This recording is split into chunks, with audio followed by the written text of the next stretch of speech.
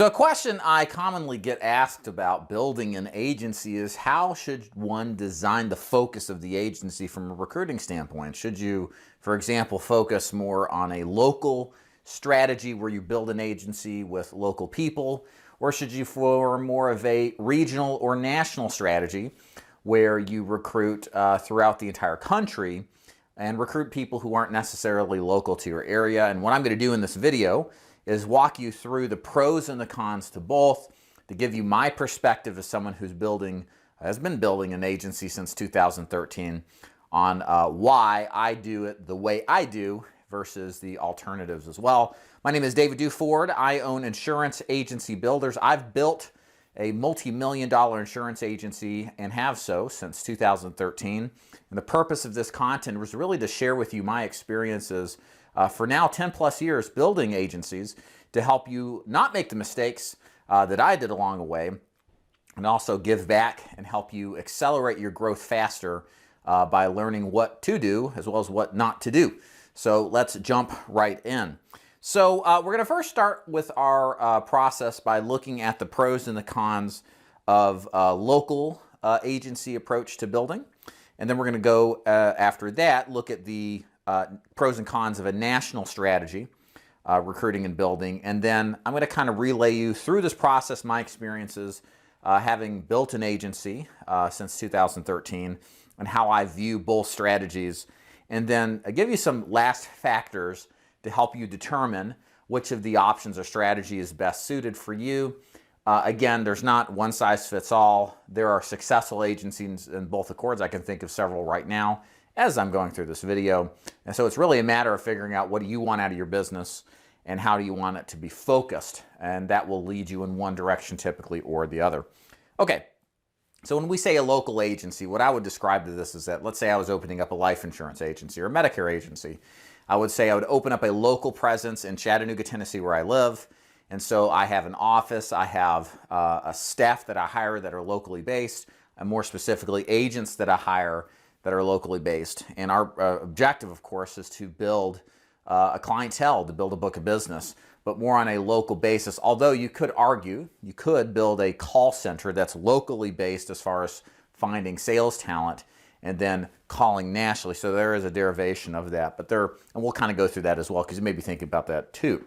So what are the pros with this type of approach where you have more of a local presence? I think the number one approach or pro is that you have hands-on capability that you wouldn't otherwise get if you're building an agency where the talent was national and virtually based. I think this is probably one of the biggest advantages of building a presence locally is that you're able to lay hands on your agents. I mean, not personally, hope you don't, but you get what I'm saying. You get to train them, you get to meet them, you get to create relationships, and relationships are better built being in person, hands-on, training that agent, doing ride-alongs, going through classroom training, etc. And that is something that is very hard to get when you are virtually based. Even with a program or a function like Zoom, it's still very difficult to accomplish with any level of same outcome. So one of the things that means for you and why this is a benefit is I believe with a good hiring and vetting process, the agents you recruit more likely than not will be successful. Because seeing is believing, seeing things in person from the agents and the agency owner's perspective and training and wrapping their head around the business, I think happens at a lot higher level of success than if you were in a position where you had to do this all virtually. Also, there's the local affinity branding strategy. So one of the nice things that you get as a local business is the local business type of angle. You can more easily show up in local periodicals, magazines, websites, podcasts, and likely will get a lot more traction and just some free PR, which all of that helps build your brand on a local basis. Compared that to a national strategy, think about it like from a restaurant standpoint. It's much easier to build, like I can think of a local restaurant here that is really great with pizza, but to compete with the larger national chains and develop that brand awareness on a national level takes a lot longer with a lot more money at play. and there's a lot more competition. So one of the things that's nice about building locally is you develop a local brand. People get to know, like, and trust you, which influences not only the sales that you make and the clients you get, but also the people who come to work for you. There's a higher level of standard that I think you can more easily acquire through affinity building from a local standpoint. And then it is easier, I think, from a recruitment strategy. When you're local, you get to meet your agents and talk to them. One of the things you have to decide strategically in your recruitment process is, are you going to spend more time recruiting licensed agents or unlicensed agents, right? There are pros and cons to both. We'll have a video on that, I promise. But one of the things that's nicer, I think, in a perfect world, most agency owners would love to recruit mostly unlicensed agents because they don't have bad habits. They don't have preconceived notions of the business based off of bad experiences. Typically, a person that's bounced around in the insurance business, not always, but sometimes, typically has a behavior pattern that isn't conducive to success. And so, because usually the best agents who are for hire, or the best agents aren't for hire. They're happy, they're content, and people rarely break what's not, fix what's not broken. So all of this is to say, it's easier, I think, in a local agency strategy like what we're talking about here, to go after people who may be interested in the business but no prior experience, because you got to take this person from, okay, here's this opportunity in the insurance business. They got to decide, okay, this is better than another opportunity. They then have to go sit down and get licensed, and there's no guarantee they're going to pass a license, much less have the capability to study it. And then take them through all this period of time where they may be foregoing wages or money earned in other ways to hopefully come through on this business opportunity. It's a lot easier to accomplish that and have a person who's fresh into the business with zero hang-ups, like many licensed agents have sometimes when you recruit them. When you're in person, seeing them, they get to see your office, they get to see your success, seeing is believing, right? We're all doubting Thomases to a certain extent. So there's some definite advantages with that local setup. Now, some drawbacks. Let's talk about some of the drawbacks. To me, the biggest drawbacks with building a local agency, number one, is the geographic limitation of prospects. So you may be in a position where you're not in a large city, maybe medium or smaller, and the ability to scale to get the income that you want may not be there for your particular type of product. Now, this may not be the case with property and casualty like car insurance, maybe even arguably Medicare, but there are some niche products that you might be currently selling that you want to build an agency around. They're going to be a lot harder to do locally. So you may have a limitation of how much you can scale to sell on a face-to-face strategy. Now, again, this would be if you're doing face-to-face. If you're doing virtual, then anybody's your prospect anywhere in the United States. So that would be somewhat limited if that was the case. You're building more of a call center approach. And the other drawback to a local agency is you're going to have higher operational costs, in my opinion. If you hire locally, if you need an office, you got to pay office space, insurance. You got to pay salaries if you're going to pay people that way. Whereas if you were nationally based, you could get an office, or you can be like me. I've never had an office in my life. I've run a very successful multi-million-dollar predominantly final expense-based agency. And basically all my help up to maybe end of 2022 was VA-based, outsourced to the Philippines and elsewhere at a very good price. So the point is, you may experience higher operational costs because of that. And for me personally, I'm very cheap when it comes to how I want to outlay my precious capital. And do you really need an office space to be successful in insurance sales? It might be more arguable if you're locally based to have a home base of some sort, as opposed to running it out of your home and hiring people that way, although it probably could be done. It just seems to be more of an expectation that you would have some sort of office space, thus some tie-up of your capital in running an office. Okay, so that's the pros and cons to local. Let's talk about national base. So a little bit of transparency. I run a national agency, so I'm speaking with you from firsthand experience. The local perspective is just my perspective, being in the business a long time. So let's go into the national side of the business. Again, this would be like my agency. I recruit agents nationally in the United States. I have no restrictions on where I can recruit to or where I can sell. So pros, virtual equals less operating costs. So this would be the inversion of running a local agency with a call center of some sort.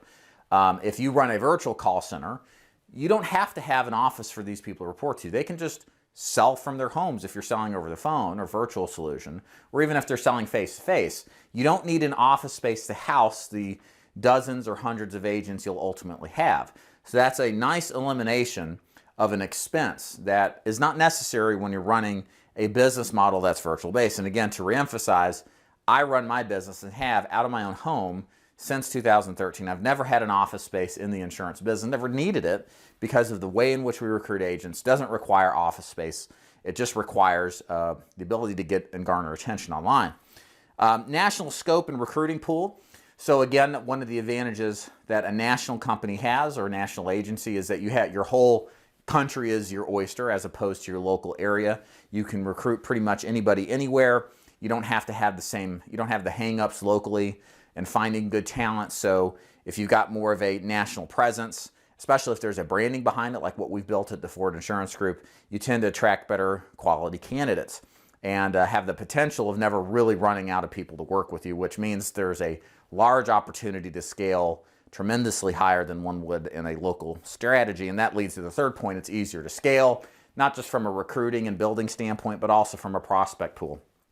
So you have recruiting pool that's national based and the potential for a prospect pool that's national based. So if you're selling locally or selling or recruiting nationally, if it's face-to-face, they can work anywhere in the country in their general area. You can develop leads there. You can get them going. Same thing with the recruiting side. It just expands the pool of prospects tremendously. Now let's talk about some drawbacks here, because there definitely are some drawbacks here that I can't understate or overstate enough to the national model. It's worked well for me, but there's definitely challenges, and I'm going to go over those now. Probably the biggest thing is there's invariably, by design, less hands-on capability. I just don't have the capability as a mentor to help someone to the same extent somebody who works with somebody locally. The ride-alongs, the reviews of calls, the meetings in person, the belief that it garners. That is a lot harder to foster as easily virtually than it is in person. So how do you overcome that? You try to do as much training as you can. I've had to end up hiring people to help increase the level of one-on-one mentorship, to increase the overall sales capability. So long story short, you have to foster different ways to encourage that. Otherwise, this disconnect that's inherent in a virtual model that doesn't have some sort of home base to report to, people tend to drift away if they're not super disciplined and there's not any sort of intentional process to foster and develop the agent. It's very difficult to recruit licensed agents. Unlicensed agents. So this again is something that I think as an agency owner is really the untapped market. I think the agency builders who are really doing some profoundly awesome things, the MLMs, if you will, and I mean that with all due respect as much as I can, a lot of the best ones, I think, go after people who are non-licensed. They're diamonds in the rough, and they've got the capability and character traits, but they don't know about the insurance business. And the truth is most people come into this business because a friend or family member told them about that. And that should tell you something. It's not a job ad.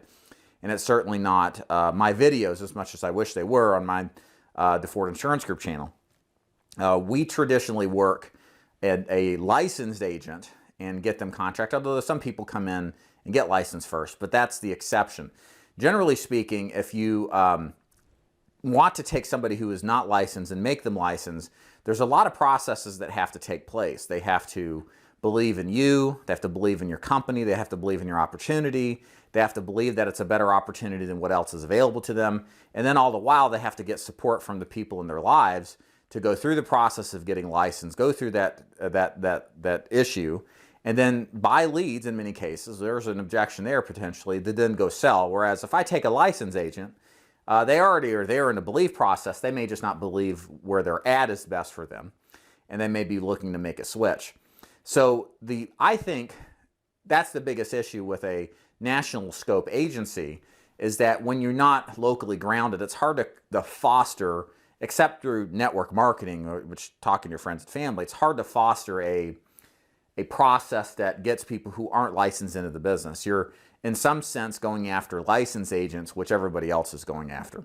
So the same pool of prospects versus reaching outside of the pool and finding people who really are prospects that don't know it. So potential issue there. So those are really the two big things to me. And because of all of this, the scope of national companies, it's just easier to scale. You look at the big players in the business, Family First Life in the life insurance side, Symmetry Financial Group. These companies all are nationally based, and they've had the capability of bringing people on commensurately and hugely because of their heavy amounts of effective recruiting to get people involved in their business model. And yeah, it's because they're national based, they can bring on so much people and do so much business. So the scale capability on a national basis just outstrips really what one can do local. So let's talk and wrap this up with some factors to helping you decide which strategy is best suited for you, because there's not really one that's better than another. You've got to do a personal assessment and a business assessment of what your goals are, where you're at, and where you want to go in order to determine kind of how to set up your operation effectively and efficiently. So number one is niche selection. If I were selling annuities in Chattanooga, Tennessee, is that something that I could sell individually as an agent? Probably, and be full-time and make good money, sure. But what if I were to do this with 5 agents or 10 agents? Could I effectively, given the size of the population base, which is it's a medium-ish sized city, scale up to a dozen agents writing full-time, each $3 to $5 million a year in moved money? The likelihood is no. It's not that the money isn't there. It's just that it's more competitive and I think a restriction overall. And so my capability to scale on a local basis with that particular product is not optimal. Could I do the same though with car insurance? Yeah, there's probably 750 to a million, 750,000, a million people in the greater Chattanooga area. How many car insurance policies do you need to make $250,000 a year? Probably 1,000. I'm just kind of spitballing here, but that's doable. 1,000 out of a million people, small percentage, right? So it's going to depend on your niche selection, and then also how many more agents can you hire? Much more than that, and that's why you see so many more car insurance business models or businesses or storefronts in each cities than you do, say, an annuity or retirement strategy that's based on annuities.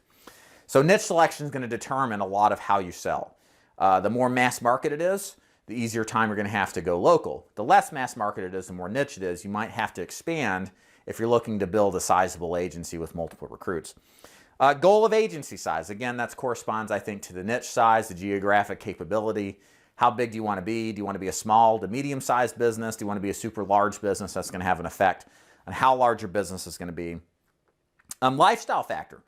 This is the big motivation in the first really 10 years of agency building for me. My goal was always to have $500,000 in net income a year and no employees. So I could make great money, be in the top 1%. I didn't have to make a ton of money. I mean, that is a lot of money. But I didn't have to have 30, 40, 50 people, have a whole corporate construct and a lot of stress and hiring and firing and stuff like that to make that kind of money. I just wanted to make enough money to have the freedom that I so desired in the business. And that's how I operated for the first 10 years of my business. And it works great when you're in a virtual setting. All of my agents have been virtually based. They don't report to an office. I have the ability to walk around and be free. I don't have to go to an office every day, right? I don't have to do the things that I kind of wanted to stay away from in the first 10 years of agency building. And you can acquire that, I think, more easily initially on a virtually based model than you can an in-person model, because there's going to be some expectation, I think, to show up, see people, go to your office, leave your home. And I just didn't want any of that. It was much more accomplishable with a virtual model than a local model. Last point here, factor determining, is what are your startup capital requirements? What is your, not so much requirements, but what is your tolerance for startup capital? If you're operating lower, it's going to be more expensive, I think, or there's going to be higher cost if you operate on a local basis than a national basis, especially if you use social media, et cetera, to leverage your brand and to talk to more people in the insurance business. So you might find yourself with more expenses on a local basis to begin with, especially if you're building out a call center, especially if you have some kind of office to meet and train, et cetera. That's just going to cost you more, and that's going to have an impact on your capability to finance it all. So stuff to think about. Bottom line, both strategies work well. I can think of multiple ones that are successful either way. You just got to think through things that are good for you based off of your personality, your tolerance, and what you want out of the business. So hope you enjoyed this video. By the way, before we end it, check out insuranceagencybuilders.com. I've got some kind of free stuff over there. I haven't actually put it together. I don't quite know what it's going to be, but it's going to be some kind of free book or free advance on notifying when we put out a book, think about putting out a book, maybe some free content that is not on the YouTube channel, that kind of thing. So if you're interested in any of this, head on over there, throw your information in, and we'll definitely help you out with some free stuff. And thanks for watching.